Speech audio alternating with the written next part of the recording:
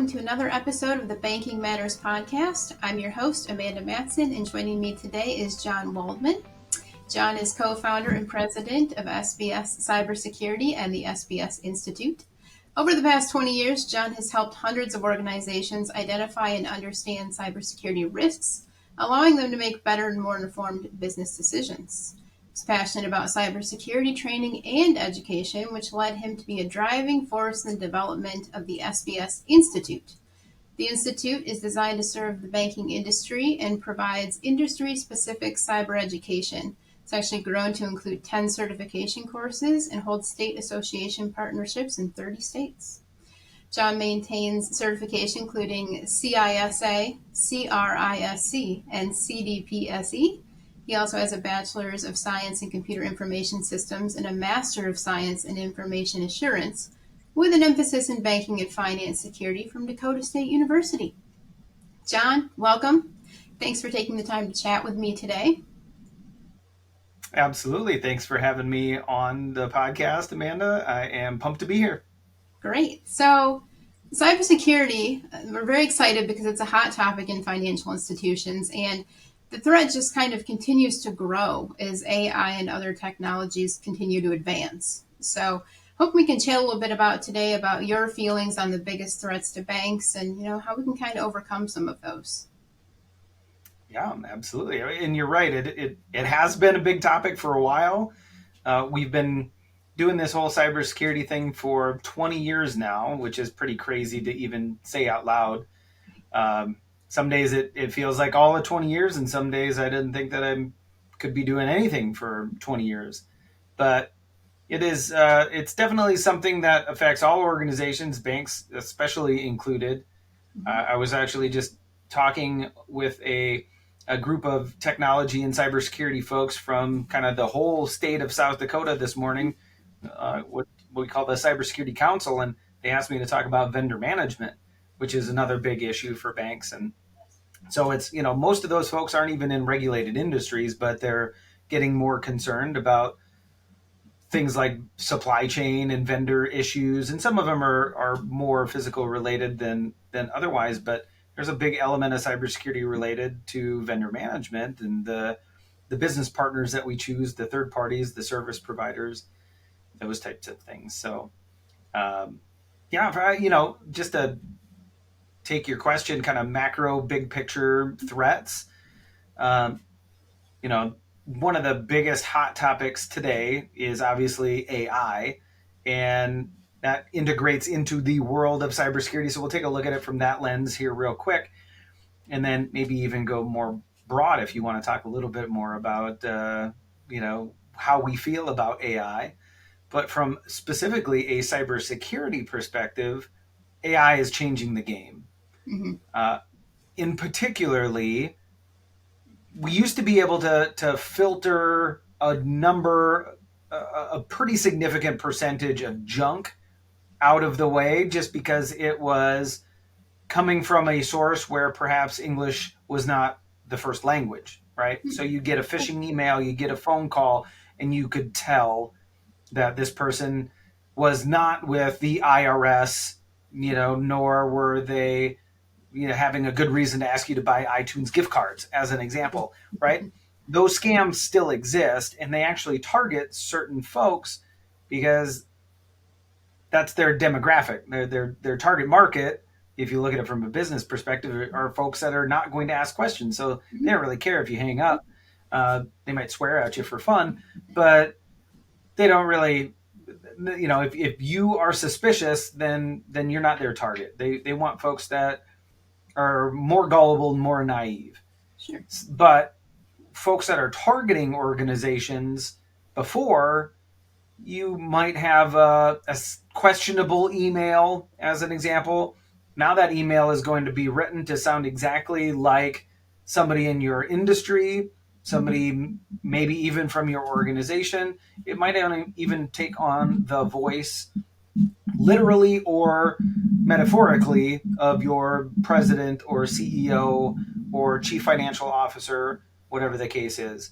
Because AI has brought to us, generative AI in particular, the ability to generate content that is much more human believable than ever before instantly. And that could be email, that could be building a website, that could be doing a deep fake, that could be just straight voice cloning. We've been playing with all of those things quite a bit recently for good reasons and for not, and for testing purposes from that perspective. So that's uh, the big macro picture when it comes to AI is it's changing the game from both from an attack perspective and from a defend perspective, because we also have the ability to leverage AI to detect things that we weren't able to detect before, to detect them faster.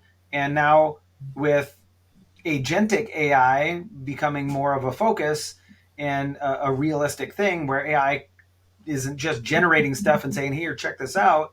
It's saying, here, check this out. Do you want us to do something about it? Do you want me to do something about it? Whether it's, publishing a blog post on LinkedIn or patching a vulnerability on a network, agentic AI is taking that next step and bridging that gap by saying, hey, we can do some of the things that we're just talking about. So we have the ability to leverage AI from a cybersecurity defensive perspective just as well as bad guys have it on an attack perspective. So we've got to be able to keep up. That's really the big picture there. Right, and that's something that I see kind of in discussions with different levels of management and operations folks from different financial institutions. Is some have more of a fear of AI, others are thinking we can use it to our advantage. So I guess I kind of gathered that your take on it would be use it to your advantage if at all possible. And then you go back to that third party risk area. So any advice on that? Yeah, great questions. And we're, we're on the Banking Matters podcast, so we're talking to bankers, and it's just kind of funny, given our experience 20 years ago. Do you know what we were talking about from a technology perspective? We were talking about banks being real concerned that they were getting asked to take their customer information and put it on the internet for their customers to access. They're like, Mm-hmm. whoa, this online banking thing, really scary. But Yes. we did it. And then 2 years later, they wanted us to do it on our phones. And banks said, you want people, our customers, to access their stuff on their phones? That's also really scary. And then we did it. And then it was peer to peer, and then it was B2B, and then it was Venmo and Zelle and PayPal and fintech and all of the things. So that's kind of that underlying message. SBS, we are a technology enabler through risk management. That's kind of our whole goal, right? Help our organizations, help our clients really understand risk, the risk around the technologies that they're using, and remember that there's always a way to manage and mitigate the risk. It was scary when we were doing online banking, and it was scary when we were doing mobile banking, but it's technology, it's a tool to help us serve our clients, our customers. So there's ways to mitigate and manage that risk in all cases. So it's okay to be nervous and concerned about it. And we're in a heavily regulated industry, so there's a good reason to be concerned and not to just jump at every chance to do a new thing. But remember, there's always a way to manage the risk. AI is here to stay. Mm-hmm. It is not a fad, just like the internet wasn't a fad 30 years ago, just like social media wasn't a fad, just like online banking and all of these other things. They're not fads. They are the next generation of how we are going to interact with our customers, especially with AI, and the next generation of how we manage risk at our organization. So that's our perspective. Is it's a tool. We got to learn how to use it because it's not going away. We have to use it both from an organizational efficiency perspective and a cybersecurity perspective, and we got to talk to our people about it because it's not going away. But there are risks with it, so we need to look at and manage a lot of those risks. Do you feel like sometimes banks maybe are using AI without really knowing it because it's not glaring in their face? One of those things that comes to mind to me is always when there's a chat on the website. that kind of information, and there is customer information going through that. I mean, I guess what is your take on you might be already using it without realizing it? Definitely. If you're a Microsoft shop, which 99.7% of the banks that I've ever worked with are Microsoft shops, then you're using AI. If you've got a phone, you're using AI. If you use social media, you're using AI. AI is everywhere. It is generative AI is more of a new thing. And there are some banks that are using it and some banks that aren't. And that's a different story. But AI, robotic process automation, uh, machine learning, we've been using that in banking for 15 years with fraud stuff, with cybersecurity stuff. So we've been using it all over the place. It's not branded as AI like generative AI is today. So it's a difference between ChatGPT and Microsoft Copilot and Google Gemini and Perplexity and some of these other creative generative AI models and what we've used before. But you're right about organizations using chatbots as an example. Yes, there is AI built into that. We've got to ask our vendors what they're doing with AI as it relates to the products and services that we're using today. I mentioned I was just talking about vendor management. That's a big element of that today is talking to your vendors about what they're doing with AI. Are they building it in to your products and services if they haven't already, which more than likely they have? And if so, like, how do you handle that? Can you opt in? Can you opt out? What models are they using? What are they doing with the data? Are they training on your data? Who owns that data? All of those types of things. A lot of similar vendor management questions that we've asked before, but there is a whole new layer and element of vendor management as it relates to AI, as you alluded to earlier.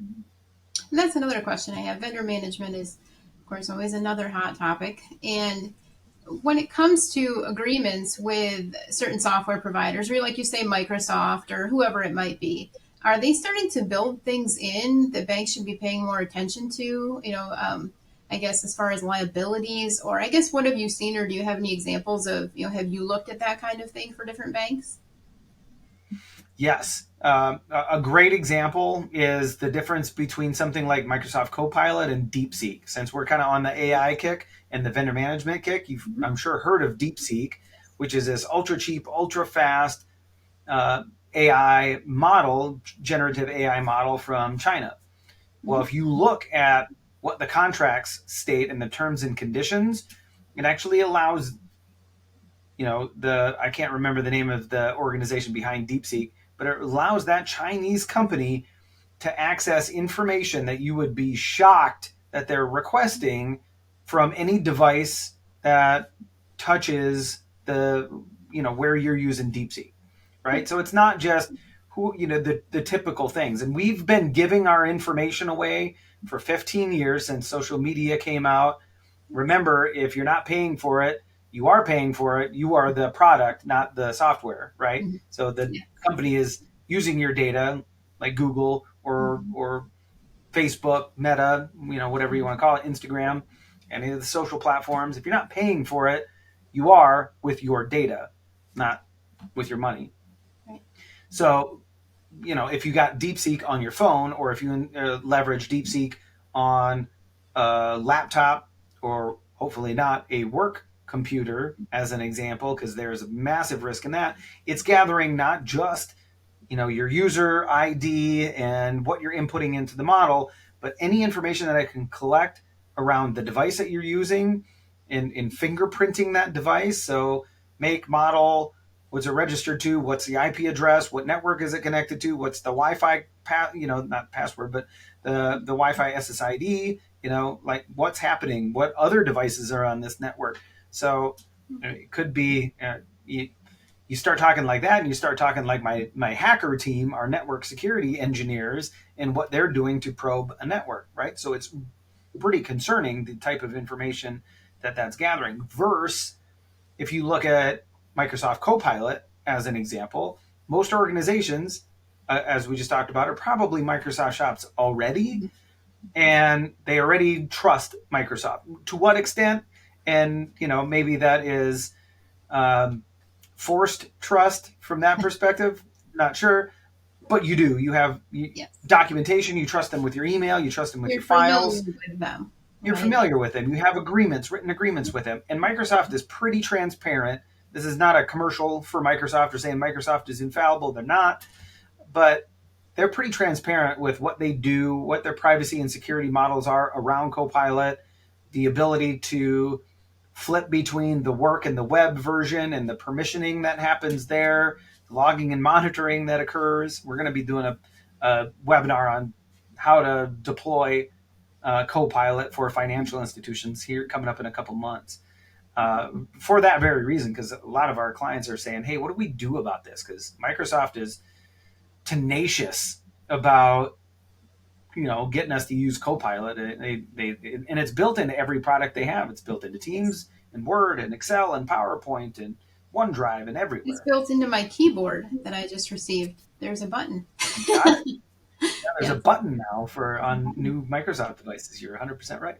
Yes. So, I guess as far as banks look to reviews and audits and IT security and even business continuity plans, are you addressing them and saying we should beef this up, we should do more testing, we should do specifics? Are examiners or regulators looking to see that kind of wording or that kind of testing at this point, or is that too new? Well, that's a great question because the regulatory space is in a lot of turmoil right now, especially from exams. Uh, Yes. so, and a lot of that has been on hold since November. There's Yes. there's things that we were expecting to be updated or come out that are on hold, perhaps indefinitely. They might not ever get updated from that perspective now. Um, but there is new regulation that is needed and required.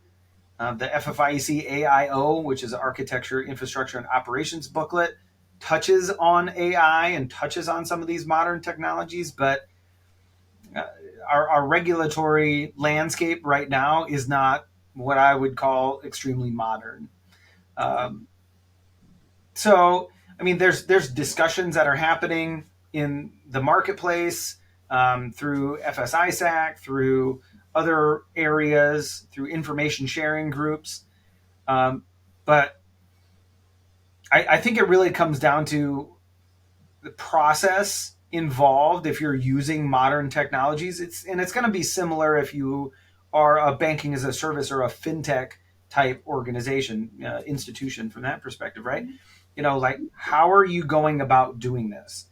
We saw from banking as a service in a fintech space all of these BSA AML uh, issues that came up over the last years. I'm just trying to think of the right term for the letters that were flying around. But so there's nobody saying don't do it. They're saying, hey, look at the process. Make sure that you really understand the risk associated and that you're being compliant with the right rules and regulations around this stuff. In the banking space, there are no rules and regulations around the use of AI, but we do have good processes for doing risk management, right?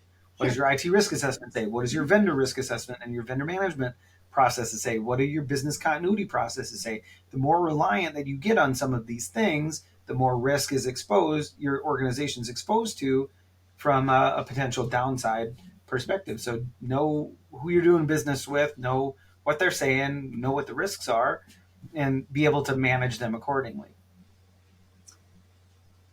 John, any final thoughts on kind of what a bank can do as things keep changing, regulations keep changing? There are certain partnerships they should be having. Is it more of a we need somebody on staff now to be handling this? What are your recommendations? What should banks be doing to kind of not only protect themselves but also this is a convenience, right? You want to be able to offer your customer services without obviously putting them at risk. Right. And that's a wonderful and important conversation to have.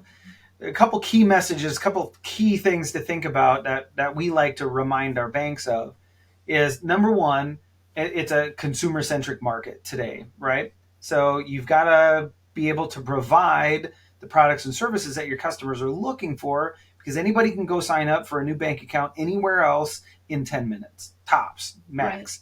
Right. So if you're, we're starting to see a lot of uh, movement towards being a real niche player. Instead of trying to be the bank for everybody, and competing with a Wells Fargo or a Chase or a Bank of America, we're like, all right, well, here's our target market, right? Here's our audience. Here's who we're going after. Those types of things, and that's helping folks differentiate themselves a little bit. We're even seeing some banks and brands create alternative digital brands to say, hey, this is who we are, but here's a digital brand that's serving a very small, specific, type of folks. But with technology, it's technology forward, and that's really the big key message. There is, remember, as a financial institution, you are a technology company, Hmm. right? We view ourselves as old Yeah. school brick and mortar banks, Right. but really we're technology companies today. And when you start making that mindset shift a little bit and you say, hey, well, we're a technology company that does banking in order to serve our customers, you start putting a little bit more emphasis on the importance of that technology rather than just being a bank, right? And so that's kind of the big shift there. You're starting to see a younger generation take leadership, more active leadership roles. And by younger generation, I mean, even younger than me, but folks that have grown up with technology.